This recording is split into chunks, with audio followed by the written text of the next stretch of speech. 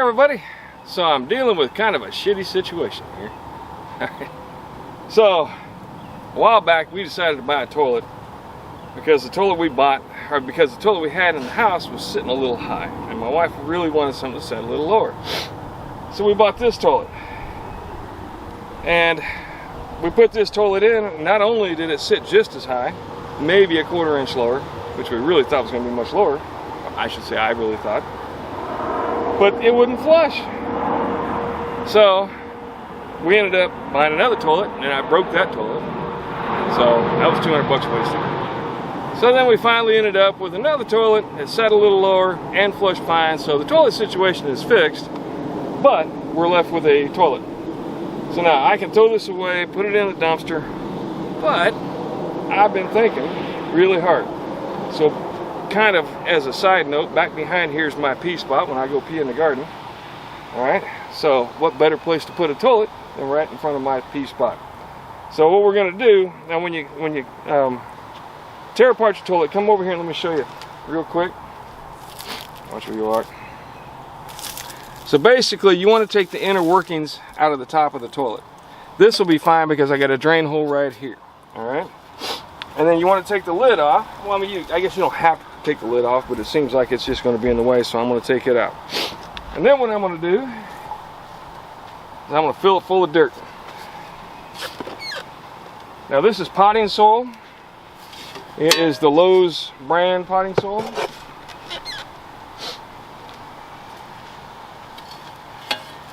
And I got to say, it's a lot of peat.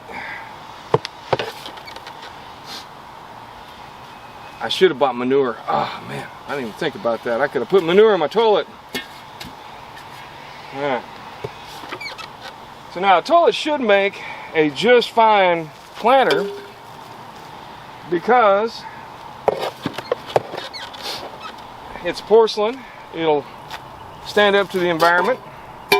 And like I said, you have a drainage hole right here. And then down in here, if you look, so down here it'll drain into the bottom of the toilet, and the water will sit here. Now, that water is going to sit there, but I shouldn't get any bugs into it because there's nowhere for the bugs to get in to, like mosquitoes and such, to cause a problem. And the soil that I'm putting in it should leach most of the water up out of it. And then the bottom part should be somewhat of a self-watering system. The top part, not so much. All right. And we're going to just fill that up. Got to pack it down a little bit.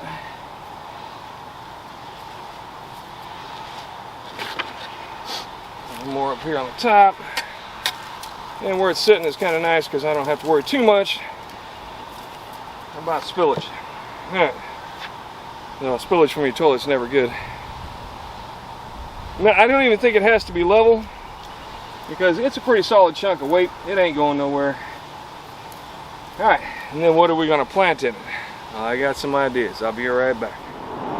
All right, so what I have here is Seminole pumpkin, and then we're going to take 2 of these Seminole pumpkins out of here and plant them in the bottom part. Now, Seminole pumpkins are native to this area and should be just fine weather-wise. The only real question I got is whether or not this soil is going to be a little too rich for them. But we're going to give it a shot. They're a pretty hardy plant, and I think they should do just fine. Actually, you know what? Let me move that forward a little bit. All right, so I'm going to put a Seminole pumpkin here.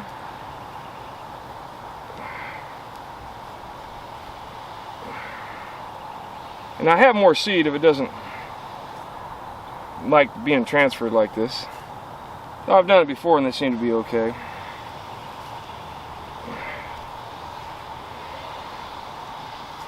Alright, and then back here I'm going to plant a Malabar spinach. So hopefully it'll kind of grow up and around and over. And we might even be able to camouflage the fact that this is a toilet. Be right back. Back here we're going to put this Malabar spinach, which hopefully will kind of grow up and around. And I may add some more stuff, like some sort of flower right here. But I kind of like the way this looks right now, actually. And then up here, I'm going to do a couple of strawberries. I'll be right back. Let me go grab them. So we'll put a strawberry at either end.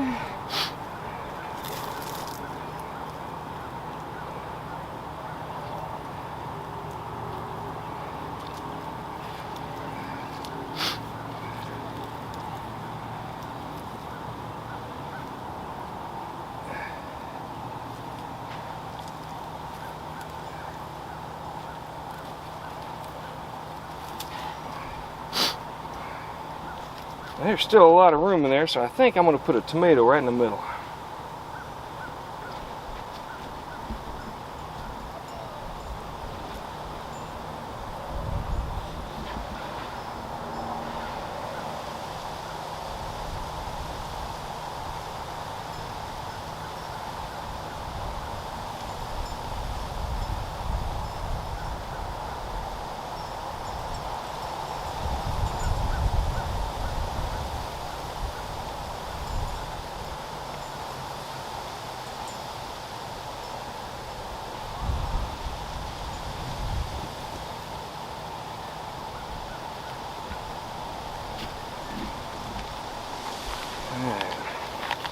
See if I can make this fit in there. Oh man, look at that tomato.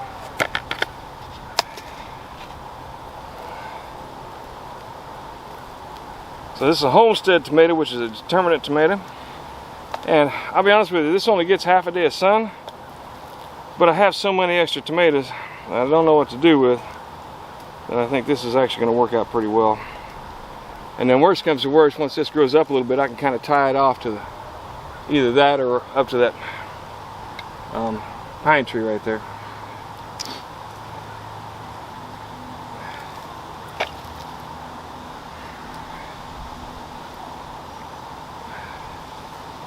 A little deeper.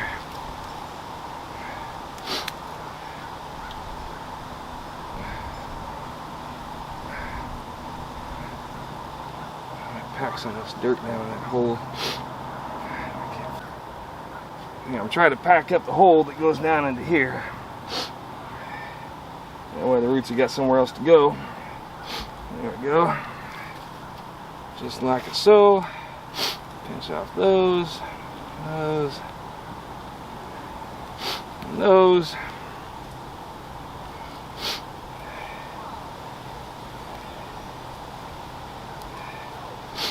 Alright. There you go. There's my homestead tomato. Ow. By the way, working around cactus is never good. Just saying. Alright. I'm going to water it down real good. Alright. So now we just got to hose it down, soak it up, and clean it off. Now, I don't normally use fertilizer, but of course potting soil does come with fertilizer in it. And that's probably my only real concern with this bed, is that Seminole pumpkins, being natives, probably, I don't know that it's going to hurt them any, but I know they don't need fertilizer. But this should be, like I said, pretty much a self-wicking bed, because of the fact that there is water that's going to be stored basically in the bottom of the toilet.